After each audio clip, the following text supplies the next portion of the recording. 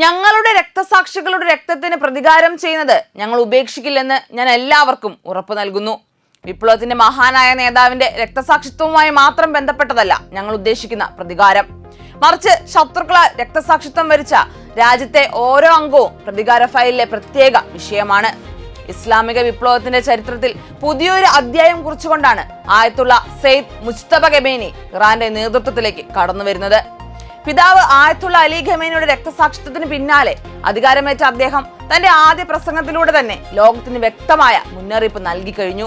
രക്തസാക്ഷികളുടെ രക്തത്തിന് പ്രതികാരം ചെയ്യുന്നത് ഇറാൻ ഉപേക്ഷിക്കില്ല എന്ന പ്രഖ്യാപനം ഇത് കേവലം ഒരു വാഗ്ദാനമല്ല, മറിച്ച് വരാനിരിക്കുന്ന ഒരു വലിയ കൊടുങ്കാറ്റിന്റെ സൂചനയാണെന്ന് രാഷ്ട്രീയ നിരീക്ഷകർ കരുതുന്നു. വിപ്ലവ നേതാവ് ആയത്തുള്ള അലി ഖമേനിയുടെ വേർപാട് ഇറാന്റെ പോരാട്ട വീര്യത്തെ തളർത്തുമെന്ന് കരുതിയ ശത്രുക്കൾക്ക് കണക്കുകൂട്ടലുകളിൽ വലിയ തെറ്റുപറ്റി.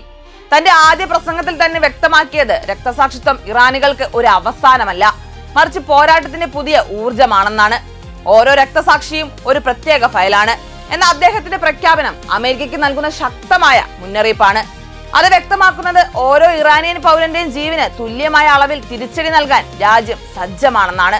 മിനാബിലെ സ്കൂളിലെ പിഞ്ചു കുട്ടികൾക്ക് നേരെ നടന്ന ക്രൂരമായ ആക്രമണം ഇതിന് ഉദാഹരണമാണ്. നിരപരാധികളായ കുരുന്നുകളുടെ രക്തത്തിന് പകരം ചോദിക്കാതെ ഇറാൻ അടങ്ങില്ല. ഈ പ്രതികാരം കേവലം പ്രസ്താവനകളിൽ ഒതുങ്ങുന്നതല്ല. ഹോർമൂസ് കടലിടുക്കിന്റെ നിയന്ത്രണവും പശ്ചിമേഷ്യയിലെ അമേരിക്കൻ സൈനിക താവളങ്ങൾക്ക് നേരെ സജ്ജമാക്കിയിരിക്കുന്ന മിസൈലുകളും അതിന്റെ സാക്ഷ്യപത്രങ്ങളാണ്. അമേരിക്കയെയും ഇസ്രായേലിനെയും ലക്ഷ്യമിട്ടുള്ള അദ്ദേഹത്തിന്റെ വാക്കുകൾ ഇറാൻ ജനതയിൽ വലിയ ആവേശമാണ് സൃഷ്ടിച്ചിരിക്കുന്നത്. കേവലം രാഷ്ട്രീയമായ ഒരു മാറ്റമല്ല, മറിച്ച് രാജ്യത്തിന്റെ നിലനിൽപ്പിനും അഭിമാനത്തിനും വേണ്ടിയുള്ള പോരാട്ടമായി ഇതിനെ അദ്ദേഹം ചിത്രീകരിക്കുന്നു. ഹോർമൂസ് കടലിടുക്ക് തടയുന്നത് ഉൾപ്പെടെയുള്ള തന്ത്രപരമായ നീക്കങ്ങളിലൂടെ ആഗോള സാമ്പത്തിക ക്രമത്തെ തന്നെ വെല്ലുവിളിക്കാൻ ഇറാൻ തയ്യാറെടുക്കുന്നു എന്നതിന്റെ വ്യക്തമായ സൂചനയാണിത്. അമേരിക്ക നടത്തിയ ഹീനമായ എല്ലാ പ്രവർത്തികൾക്കും ഓരോന്നിനും എണ്ണി കണക്ക് ചോദിക്കുമെന്ന മുജ്തബയുടെ പ്രഖ്യാപനം അമേരിക്കയുടെ ലോകക്രമത്തിന് ഏൽക്കുന്ന ഏറ്റവും വലിയ പ്രഹരമായിരിക്കും. അമേരിക്കയുടെ വിദേശ നയം ചരിത്രത്തിലുടനീളം വിനാശകരമായ യുദ്ധങ്ങളുടെയും തന്ത്രപരമായ ചതികളുടെയും അടിത്തറയിലാണ് കെട്ടിപ്പടുത്തിട്ടുള്ളത്. ജനാധിപത്യത്തിന്റെയും സമാധാനത്തിന്റെയും മുഖം മൂടി അണിഞ്ഞുകൊണ്ട് സ്വതന്ത്ര രാഷ്ട്രങ്ങളുടെ പരമാധികാരത്തെ തകർക്കുന്ന അമേരിക്കയുടെ രീതികൾ പശ്ചിമേഷ്യയെ ഒരു യുദ്ധക്കളമായി മാറ്റിയിരിക്കുകയാണ്. ഇറാനിയൻ ജനതയുടെ ആത്മവീര്യം തകർക്കാൻ വേണ്ടി വർഷങ്ങളായി അവർ പ്രയോഗിക്കുന്ന സാമ്പത്തിക ഉപരോധങ്ങൾ കേവലം രാഷ്ട്രീയ തന്ത്രങ്ങളല്ല, മറിച്ച് അടിസ്ഥാന ആവശ്യങ്ങൾ നിഷേധിച്ചുകൊണ്ട് ഒരു ജനതയെ പട്ടിണിക്കിടുന്ന നിശബ്ദമായ വംശഹത്യയാണ്. ഉപരോധങ്ങൾ കൊണ്ട് ഇറാനെ മുട്ടുകുത്തിക്കാൻ സാധിക്കില്ലെന്ന് ഉറപ്പായപ്പോഴാണ് അമേരിക്ക ഇപ്പോൾ നേരിട്ടുള്ള സൈനിക അധിനിവേശങ്ങളിലേക്കും ആക്രമണങ്ങളിലേക്കും തിരിഞ്ഞിരിക്കുന്നത്. എന്നാൽ ഈ കടന്നുകയറ്റങ്ങൾ സാമ്രാജ്യത്തിന്റെ തകർച്ചയുടെ തുടക്കമാണെന്ന് ഇറാന്റെ പുതിയ ശബ്ദം ലോകത്തെ ഓർമ്മിപ്പിക്കുന്നു. അമേരിക്കയുടെ സയനിസ്റ്റ് ശക്തികൾക്കെതിരെയുള്ള ഈ പോരാട്ടത്തിൽ യമനിലെ ഹൂതികളും ലെബനിലെ ഹിസ്ബുള്ളയും ഇറാഖിലെ പ്രതിരോധ നിരകളും ഒരൊറ്റ അച്ചുതണ്ടായി മാറിയിരിക്കുന്നു. സ്വന്തം മണ്ണിൽ നിന്ന് അമേരിക്കയുടെ താവളങ്ങളെ തൂത്തെറിയുന്നത് വരെ ഈ വിശുദ്ധ യുദ്ധം തുടരുമെന്ന് ഇറാൻ ഉറച്ചു പ്രഖ്യാപിക്കുന്നു. നഷ്ടപരിഹാരം നൽകാൻ തയ്യാറാകാത്ത പക്ഷം ശത്രുവിന്റെ ആസ്തികൾ കണ്ടുകെട്ടുമെന്ന കർശന നിലപാട് അന്താരാഷ്ട്ര നിയമങ്ങളെ സ്വന്തം താല്പര്യങ്ങൾക്കായി ഉപയോഗിക്കുന്ന അമേരിക്കൻ ധിക്കാരത്തിന് നൽകുന്ന കൃത്യമായ മറുപടിയാണ്.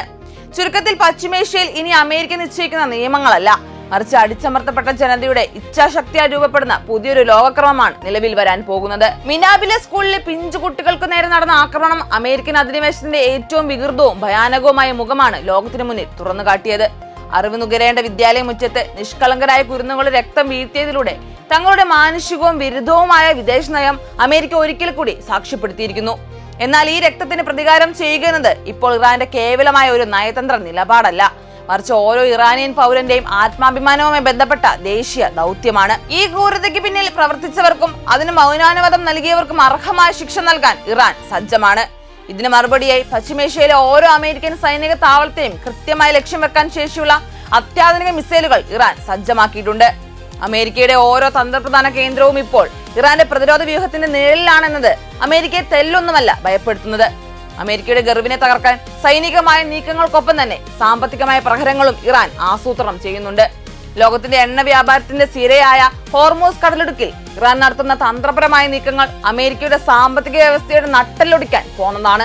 ആഗോള വിപണിയിലേക്കുള്ള ഇന്ധന പ്രവാഹത്തെ നിയന്ത്രിക്കാനുള്ള ഇറാന്റെ കരുത്ത് അമേരിക്കയുടെ ആഗോള ആധിപത്യത്തിന് മേലുള്ള കനത്ത വെല്ലുവിളിയാണ്. അമേരിക്ക പടച്ചുവിടുന്ന ഉപരോധങ്ങളെയും സൈനിക ഭീഷണികളെയും അപ്രസക്തമാക്കിക്കൊണ്ട് സ്വന്തം മണ്ണിൽ നിന്ന് അമേരിക്കൻ സാന്നിധ്യം പൂർണ്ണമായും തുടച്ചു നീക്കുന്നത് വരെ ഈ പോരാട്ടം തുടരുമെന്ന പ്രഖ്യാപനം പുതിയ നേതൃത്വത്തിന് കീഴിൽ കൂടുതൽ ശക്തമായിരിക്കുകയാണ്.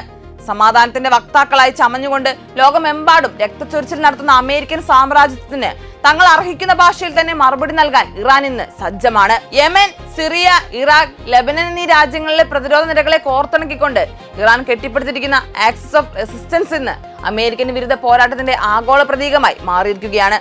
ഇത് കേവലം രാജ്യങ്ങൾ തമ്മിലുള്ള നയതന്ത്ര ബന്ധമല്ല, മറിച്ച് ദശകങ്ങളായി പശ്ചിമേഷ്യൻ മണ്ണിൽ ചോരപ്പുഴ ഒഴുക്കുന്ന അമേരിക്കൻ സാമ്രാജ്യത്തിനും സയനിസ്റ്റ് കടന്നുകയറ്റങ്ങൾക്കുമെതിരെ രൂപപ്പെട്ട അടിച്ചമർത്തപ്പെട്ട ജനതയുടെ വിശുദ്ധമായ ഐക്യമാണ്. യമനിലെ അൻസാറുള്ള പോരാളികളുടെ ചടുലമായ നീക്കങ്ങളും ലെബനിലെ ഹിസ്ബുള്ളയുടെ തകർക്കാനാവാത്ത സൈനിക ശേഷിയും ഇറാഖിലെയും സിറിയയിലെയും ജനകീയ സേനകളുടെ പോരാട്ട വീര്യവും ഒത്തുചേരുമ്പോൾ അമേരിക്കയുടെ എല്ലാ യുദ്ധതന്ത്രങ്ങളും പരാജയപ്പെടുകയാണ്. ഈ ഐക്യനിരയെ കൂടുതൽ കരുത്തുറ്റതാക്കിക്കൊണ്ട് മേഖലയിൽ നിന്ന് അമേരിക്കൻ പാവ സർക്കാരുകളെയും സയനിസ്റ്റ് സ്വാധീനത്തെയും പൂർണ്ണമായും തൂത്തെറിയിക്കുന്ന ലക്ഷ്യത്തോടെയുള്ള മിഷൻ 2026 ഇറാൻ ഇപ്പോൾ അതീവ ഗൗരവത്തോടെ ഊർജിതമാക്കിയിരിക്കുന്നു. അമേരിക്കയുടെ നേതൃത്വത്തിലുള്ള അഹങ്കാരത്തിന്റെ മുന്നണിക്ക് ഏറ്റവും ഒടുവിൽ ലഭിച്ച പ്രഹരമാണ് ഈ രാജ്യങ്ങളുടെ ഏകോപിതമായ നീക്കങ്ങൾ. മിനാബിലെ സ്കൂൾ കുട്ടികൾക്ക് നേരെ നടന്നതുപോലുള്ള ക്രൂരതയ്ക്ക് മറുപടി നൽകാൻ ഇറാൻ ഇപ്പോൾ തനിച്ചല്ല, മറിച്ച് ഗാസ മുതൽ സന വരെ നീളുന്ന വലിയ പ്രതിരോധ നിര തന്നെ ഇന്ന് സജ്ജമാണ്. പശ്ചിമേഷ്യയിൽ ഇനി അമേരിക്കൻ താൽപര്യങ്ങൾ സംരക്ഷിക്കുന്ന നിയമങ്ങളോ അമേരിക്ക നിശ്ചയിക്കുന്ന അതിർവരമ്പുകളോ നടപ്പിലാക്കില്ലെന്ന് ഈ പോരാട്ടം ഉറപ്പിച്ചു പറയുന്നു. മറിച്ച് സ്വന്തം വിഭവങ്ങൾക്കും മണ്ണിനും മേൽ അവകാശമുള്ള ജനതയുടെ ഇച്ഛാശക്തിയാൽ നിയന്ത്രിക്കപ്പെടുന്ന പുതിയൊരു രാഷ്ട്രീയ ക്രമം നിലവിൽ വരാൻ പോവുകയാണ്. ഹോർമൂസ് കടലിടുക്കിൽ ഉപരോധവും റെസിസ്റ്റൻസ് ഫ്രണ്ടിന്റെ സംയുക്തമായ സൈനിക നീക്കങ്ങളും ചേർന്ന് അമേരിക്കൻ സാമ്രാജ്യത്തിന്റെ അന്ത്യം കുറിക്കുമെന്ന മുന്നറിയിപ്പാണ് 2026 ഈ നാളുകളിൽ ഇറാനിൽ നിന്ന് മുഴങ്ങുന്നത്. വിശുദ്ധ റമദാൻ മാസത്തിന്റെ പുണ്യനാളുകളിൽ ഇറാൻ ജനത ഒരു പുതിയ പോരാട്ടത്തിന് തയ്യാറെടുക്കുകയാണ്. ഇത് നീതിക്കും അടിച്ചമർത്തപ്പെട്ടവർക്കും വേണ്ടിയുള്ള യുദ്ധമാണ്. ശത്രുവിന്റെ സമ്പത്ത് നശിപ്പിച്ചും അവരുടെ അധിനിവേശ മോഹങ്ങളെ തകർത്തും ഇറാൻ മുന്നോട്ട് പോകും. വിട്ടുവീഴ്ചയില്ലാത്ത ഈ പോരാട്ടം സയനിസ്റ്റ് അമേരിക്കൻ ശക്തികളുടെ തകർച്ചയിലേക്കാണ് നയിക്കുന്നത്. മിനാബിലെ വിദ്യാലയങ്ങൾ മുതൽ ഇറാന്റെ ഭരണകേന്ദ്രങ്ങൾ വരെ നീളുന്ന അമേരിക്കൻ ഗൂഢാലോചനകളെ തകർക്കാൻ ഹോർമൂസ് കടലിടുക്കിന്റെ നിയന്ത്രണവും റെസിസ്റ്റൻസ് ഫ്രണ്ടിന്റെ കരുത്തും ഇറാൻ ഫലപ്രദമായി തന്നെ ഉപയോഗിക്കുമെന്ന് ഉറപ്പാണ്.